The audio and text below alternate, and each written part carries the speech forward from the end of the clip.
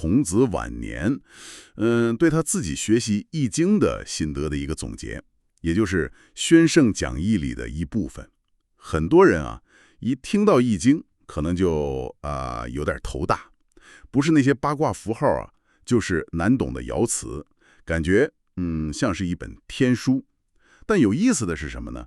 孔子在这份讲义里，他反复强调，《易经》的源头啊，其实不是什么神秘的东西，就是老祖宗一代代人观察天地自然，总结生活经验，慢慢积累下来的，就好像是一本生活智慧说明书。所以啊，咱们这次的人物啊，主要就是依据孔子的这个解读，帮你梳理清楚《易经》它到底是怎么来的，它的核心又是什么，咱们又该怎么去理解，怎么去用它，争取让你发现啊，这部看起来很古老的经典，其实离咱们的生活相当近。好，我们就开始吧。没错，孔子这份讲义啊，它其实就像是给咱们这些后来学习的人提供了一份阅读指南，帮我们拨开那些迷雾，抓住《易经》作为一套智慧体系它的本质。咱们的目标就是帮你读对、读清楚，理解它的实用价值，而不是陷到那些玄而又玄的说法里面去。那行，咱们就先从《易经》的身世说起吧。孔子他说啊，易为书，传自上古，伏羲始是画八卦，初具规模。这句话就点明了，它不是谁灵光一闪写出来的东西，它是有着非常非常久远的历史源头。最早啊，能追溯到那个伏羲画八卦的时候。那伏羲他又是怎么画出这个八卦的呢？是凭空想象的吗？这个孔子提到了，他是览河图洛书而后制卦象。这个河图洛书啊，听起来是挺神秘的，但是呢，根据讲义里的解释啊，它更像是古人对自然现象的一种记录和图示。比方说，在黄河边上看到的那些奇怪的石头图案，或者是乌龟壳上的那些纹路，这些图案可能就启发了古人去思考规律。哦，就是说是一些有规律的自然图案？对，可以这么理解。伏羲这位上古的圣贤啊，他就特别善于观察和归纳。他抬头看天上的现象，低头看地上的万物，看到太阳升起落下，天那么刚健，这个就启发了乾卦三条横线那个。看到大地承载万物那么包容柔顺，这就启发了坤卦三条断开的线。还有像打雷下雨震卦，风吹草动巽卦，水不停地流坎卦，火苗往上窜离卦，山那么稳重艮卦，沼泽滋润万物兑卦等等等等。他就把这些最核心的自然现象和力量啊，用最简单的两种符号，就是一个是一条完整的横线叫阳爻，还有一个呢是中间断开了横线叫阴爻，用这两种符号组合起来画了8种基本图形，这个就是八卦。比如3条阳爻就代表纯阳的天干卦，3条阴爻呢就代表纯阴的地坤卦。这么一说我就清楚多了，就好像咱们现在用一个太阳的图标代表晴天，用雨滴外操代表下雨一样。孔子也说，上古文字实则象意之字，意思就是说八卦呀，就像是那个没有文字的时代的一种象形符号，是看图说话的产物。你比如说那个离卦，离火的离啊，它外面是实线，里头是虚线，这像不像火苗外面亮，里面稍微暗一点的样子？对对，所以它就代表火。这么听起来确实不玄乎啊，就是挺朴素的一种观察和表达。对，而且啊，特别有意思的是，《易经》它不是一步就形成的，也不是说定下来就不变了。孔子就提到，伏羲之后啊，后之圣人少数推演，唐虞3代各有演习，分为连山、归臧、乾坤之意。这就说明啊，《易经》它是一直在发展的，在不同的历史时期，为了适应当时的社会生活需要，它有不同的版本，或者说侧重点。还有不同版本。比如提到的那个连山易，可能是夏代用的比较多。你看连山这2个字，就让人想到山峦起伏。这可能就跟当时的农业社会有关，比较重视山川啊、物产啊、季节变化这些。有道理。还有那个归臧邑，可能是商代用的。那个归臧有收纳、蕴藏的意思，可能就跟商人比较重视祭祀啊、财富积累啊，还有这个生死轮回的观念有关。另外说句，还有一个更早的阶段叫乾坤易，这些都说明啊，《易经》是跟着时代在进步的。明白了，它就像一部活的智慧，一直在更新迭代。那到了周文王那个时候呢，社会结构好像更复杂了，矛盾也多了。那以前的版本可能就不太够用了。对，所以文王就进行了一次关键的系统升级。孔子说他重加转序，弘以文章，辨其瞻历，着为典则。这次升级啊，主要做了几件大事。一是呢，把原来那8个基本卦，就是八卦，两两重叠组合，变成了64个卦，64卦。这样呢，就能象征和解释更复杂、更具体的人生处境和社会现象了。哦，从8个变64个了。对。第二呢，这是非常重要的一步，就是给每个卦，还有卦里面每一条爻，就是那些横线，都配上了文字说明。这就是咱们现在看到的卦辞和爻辞啊，原来文字是文王加上去的。比如说乾卦第一爻的爻辞初九，潜龙无用，这就是用文字给出了具体的行为建议。第三呢，他还改进了占卜推演的方法，让它更贴近人事，更能用来指导具体的生活实践。这样啊，后来呢，周文王的儿子就是周公，他又进一步绍之详陈论议，博采遗言，撰为志教。他做了大量的注释和阐发工作，比如说解释卦辞、爻辞到底是什么意思，说明为什么吉，为什么凶，还补充了很多例子。这样一来呢，咱们今天看到的《周易》，也就是周代的《易经》，才算是最终定了型。哦，原来《周易》是这么来的。所以你看，《易经》的形成过程啊，它是一代一代的圣贤学习自然、总结经验、不断修订完善的过程。从最初伏羲观察天地，画出八卦，到夏商周时期为了适应不同社会需求而演变，再到文王周公集大成，最后形成周易。它的根儿啊，始终是扎在对自然规律的认识和对人类生活的关怀上。明白了，它的身世是这样一步一步发展完善来的。那它的核心到底是什么呢？很多人可能还是会问，它不就是用来算卦占卜的吗？孔子是怎么看的？这个确实是最大的误解之一啊。孔子在讲义里花了大量的篇幅来澄清这一点。他反复强调说，易之所作，传之天然，有非人为，其推演变化，皆天地自然之序，其运用本末，皆造化自在之责。这几句特别关键。孔子认为啊，《易经》的根本在于揭示和遵循这个天地自然的序和宇宙变化的法则。它不是某个人凭空编造出来的什么神秘理论，而是对自然规律的一种，可以叫翻译或者解码。翻译和解码。对，所以啊，《易经》的核心功能不是说简单的预测未来，而是帮助人们看懂规律，顺势而为。通过理解卦象啊、卦序啊、爻辞里面包含的道理，来更好地认识世界、认识自己，从而能做出更明智的决策。那怎么理解这个翻译和解码呢？能具体说说吗？比如那些卦的符号。好的，咱们先看卦象。这些符号啊，它不是随便画的。孔子说，卦象之志，一本气数之盈序而定。意思就是说，卦象是根据自然界能量啊、状态啊这些变化的规律来设定的。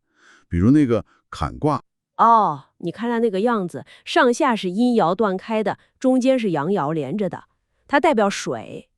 坎代表水，为什么呢？坎有陷入的意思，水呢总是往低处流，看起来很柔顺，但是啊，它中间蕴藏着力量，就是那个阳爻在里面，也可能带来危险。这不就对应了人生中遇到困难险阻，就是陷入坎中了吗？但是如果你能像水一样顺应形势，同时保持内在的力量，那还是有希望克服困难的。哦，有点意思。再比如那个离卦，离火的离，它是上下阳爻，中间阴爻，代表火。火能带来光明，但也可能烧毁一切。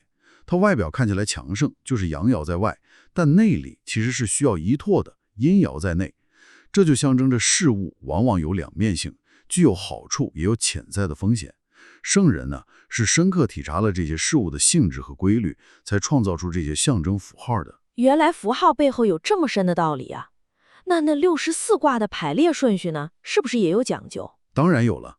孔子说：“卦序之志，亦本于气运之往复进之。”这个顺序啊，也是模拟自然和人事发展演变的逻辑来编排的。周易的64卦，它是从代表天地的乾、坤这两个卦开始的，象征万物的开端嘛。接着呢是屯卦，事物刚出生的时候那个艰难。紧跟着是蒙卦，象征需要启蒙，需要教育。再往后有虚、宋等等等等，一步步推演下去，经历各种发展阶段。最后啊，它不是以一个完美的大结局结束的。哦，不是大结局？不是，它是以既济卦，就是事情完成了，和未济卦，事情还没完成，这两卦来收尾的。未济收尾，这个有点意思呀。为什么不是圆满结束呢？这恰恰就是易经智慧深刻的地方。未济就意味着事情还没有最终完成，代表着变化是永远不会停止的，发展也是永无止境的。这就提醒我们啊，世界是动态的，人生也是一个不断变化和发展的过程，不能停滞不前。整个卦的顺序啊，就像一部浓缩的宇宙人生发展剧本。你理解了这个顺序，就能更好地把握事物发展的阶段性规律了。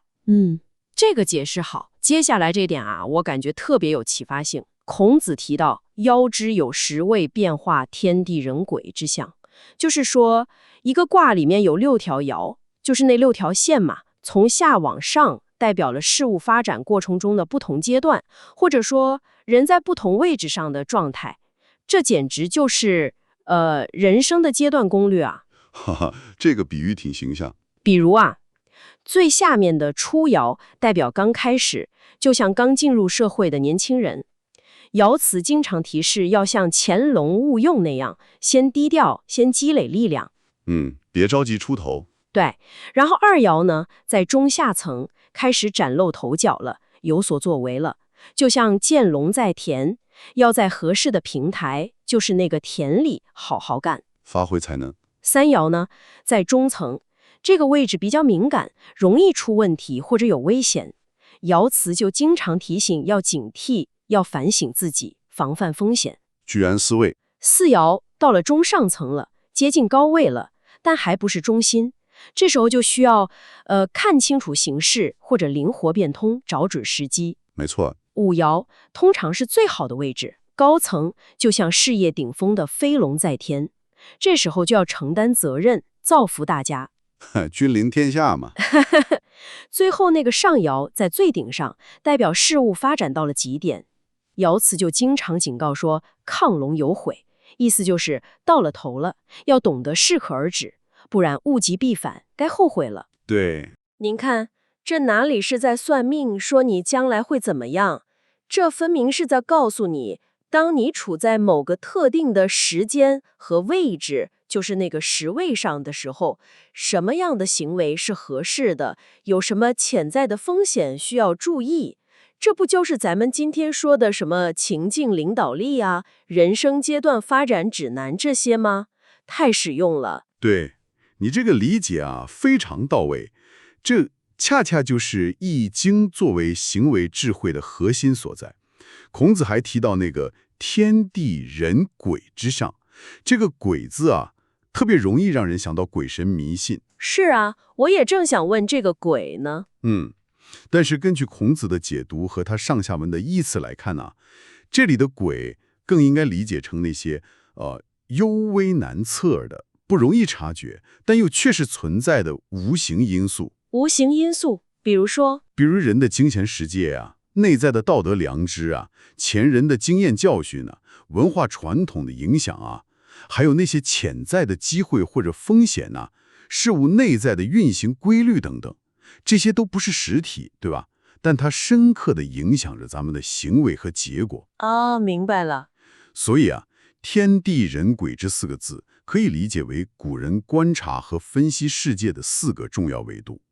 天代表时间、时机、自然法则、大的趋势，这个需要顺应。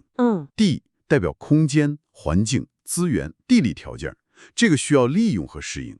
人代表人际关系、社会结构、伦理规范，这个要妥善处理好。鬼就代表精神层面，内在德行、历史规律，那些幽微的法则，这个需要敬畏和反省自身。天地人鬼。对，易经的很多卦爻辞就是在讲怎么认识和平衡这4者之间的关系。比如谦卦讲谦虚这种内在德行，这就属于鬼的范畴了，讲它的好处。还有家人卦讲家庭内部的规矩秩序，这属于人的范畴。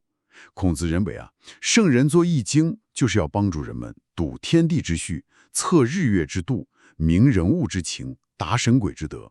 最终的目的是让人活得更通透，更符合大道。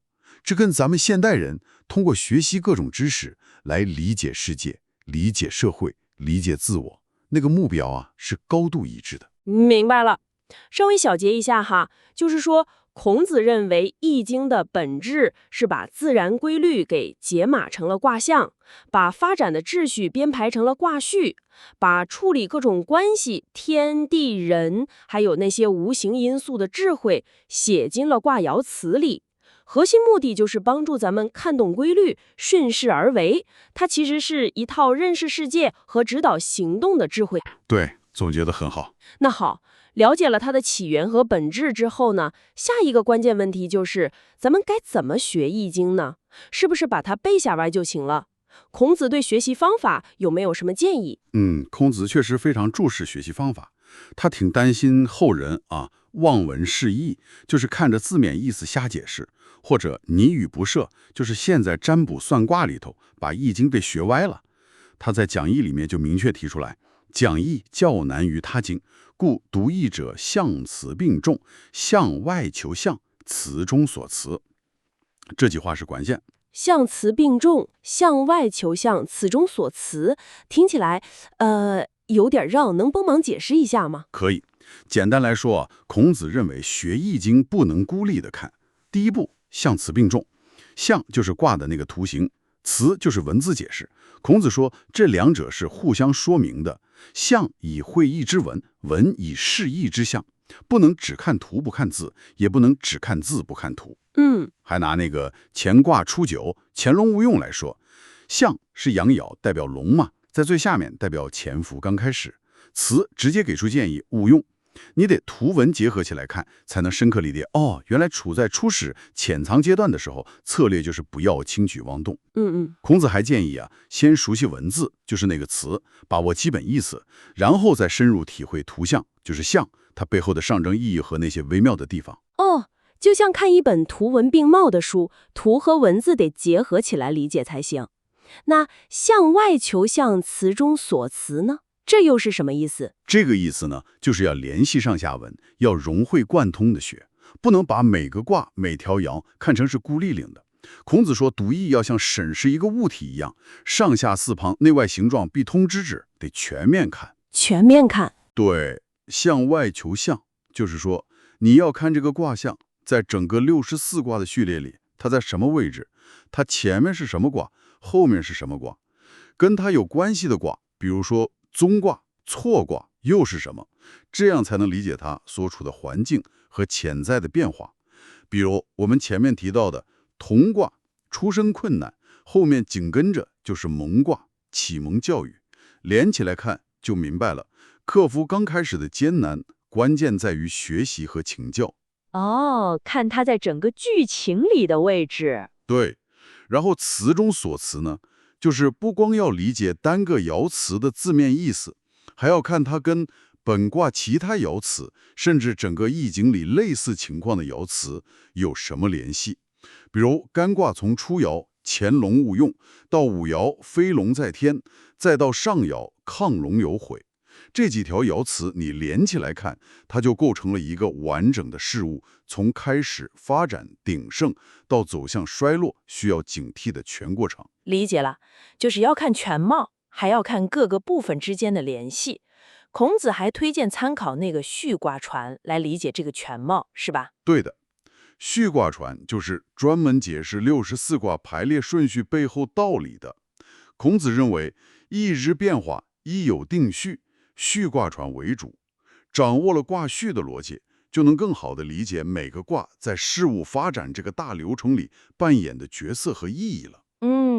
还有一个概念我一直有点模糊，就是那个先天意和后天意，孔子是怎么区分的？咱们学习应该侧重哪一个呢？这个确实容易搞混。孔子在讲义里的确提到了易卦之序有先天后天之别。咱们可以用一个比方来理解啊，先天意你可以想象成是宇宙最根本的那个秩序模型，或者叫蓝图。比如传说中伏羲画的那个八卦方位图，它是描述宇宙本体规律的，相对来说是静态的，根本的是体，一般不直接用来判断具体的人事。是基础框架。对，是基础框架。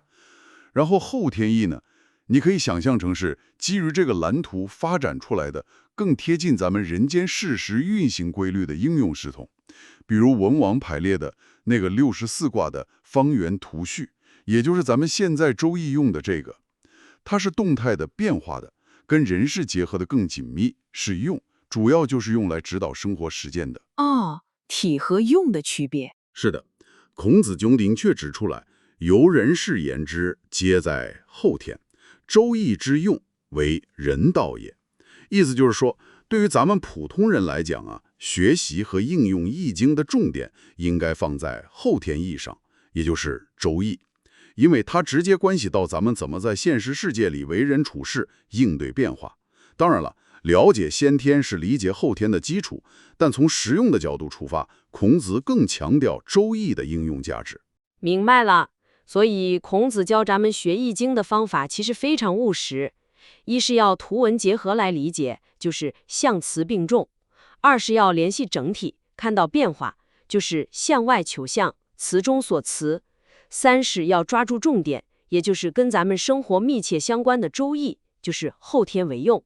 最终目的呢，是指导实践，不是搞那些虚无缥缈的东西。对，就是这个道理。那最后一个问题啊，孔子为什么如此推崇周易呢？仅仅是因为它出现的晚更完善吗？他自己的说法是什么？孔子推崇周易确实有他深刻的理由，不是简单的厚此薄彼。他在讲义里说，自己余闻周之仪，习之既久，足通其意，故于连山等略其说，而为周易世传焉。这就表明他是经过深入学习和比较的。他都研究过。对，首先呢，他认为周易具有包容性和极大诚性。他研究过可能流传下来的连山、归参的资料，他说吾于启宋犹及见之，就是他还看到过一些。他发现呢，周易已经把前面的2种易的核心思想和精华内容都吸收并包藏在里面了，说及参之周易，使之二者已在其中矣。甚至周易里面的很多卦爻辞啊，都是沿用了更古老版本的说法，说易中诸此多言2易之久，所以学周易基本上就能抓住易学的主干了。就是说，周易已经整合了精华。没错。其次呢，也是更重要的一点，他认为周易的体系结构和思想内涵，特别是他那个卦的排列顺序和对人道的重视，更切合现实的需要。孔子特别称赞周易序之精当，能参天地二道，立人道之极，全变化之用。意思就是说，周易不仅揭示了天道、自然和地道环境的规律，更重要的是突出了人在天地间的位置和作律，就是人道。它深刻地阐述了事物发展变化的法则，尤其强调了变易的思想。比如我们前面说的，以未济卦结尾，正是对变化无常、奋斗不息的人生的一个写照。这对于春秋末年那个社会剧烈变动、人心复杂的时代来说啊，无疑是更有指导意义的。所以推崇周易，主要是因为它最管用、最能解决当时当下人的问题。对，可以这么理解。还有一层原因呢，是出于一种文化传承的责任感。孔子看到历代圣贤传承易经是多么不容易，历代圣人莫不谆谆言，他深感自己有责任把这份智慧完整准确地传下去，不敢负先圣垂教之谊，授于二三子。有责任感。他担心后世的学者会陷入无谓的木火之争，汉之兴，言译者遂有同义，究未门户争执之间，就是大家争论哪套版本更古老更正宗，反而忽略了易经经世致用的核心价值。因此他选择传承《周易》这部体系最完善、内容最丰富，也最贴合人世的版本，是希望后人能真正从中获益。这下就完全明白了。孔子推崇《周易》是综合考虑了它内容的完备性、思想的深刻性、现实的指导性，还有文化传承的责任，核心还是落在了实用和智慧上。对，好了，通过孔子这份宣圣讲义的解读咱们对《易经》应该有了一个更清晰也更接地气的认识了。稍微总结一下《易经》的源头是古人对自然的观察和生活经验的积累。经过历代圣人不断完善，它并不是什么神秘的天外之物。它的核心功用呢，是揭示宇宙万物发展变化的规律，指导咱们怎么顺应规律来做事，这样可以趋吉避凶，活得更有智慧。对，学习它的方法呢，要像读一本富有哲理的图文互动故事一样，结合图像、文字、上下文联系起来理解。抓住《周易》这个跟人事关系最密切的版本来学习和应用。要读对，读清楚。对，读清楚。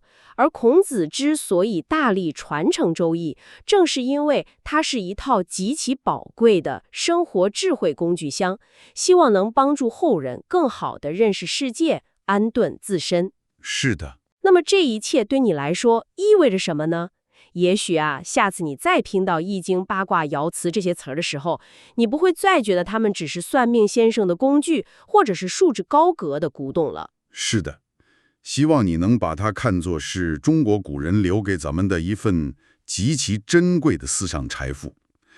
它是一套观察世界、理解变化、指导行动的智慧框架。学习它不是为了预测未来，而是为了获得一种更深刻的洞察力，帮助我们理解自己所处的境遇，理解事物发展的节奏，从而在人生的各种选择面前能更加从容，更加明智。最后呢，留给你一个可以继续玩味的问题。这份解读里提到，《周易》是以未济卦，也就是尚未完成作为结束的，它象征着变化永无止境，探索和学习也永无止境。那么，如果我们真的从内心深处接受这种过程即是意义，永远在路上的观念，它会如何改变你面对挑战的态度呢？会如何影响你学习新知识的动力呢？又会怎么样塑造你对个人成长的理解呢？这确实值得咱们每一个人好好想一想。很有意思的问题。感谢你的聆听，这次的深入探讨就到这里，期待下次再与你一起探索新的知识领域。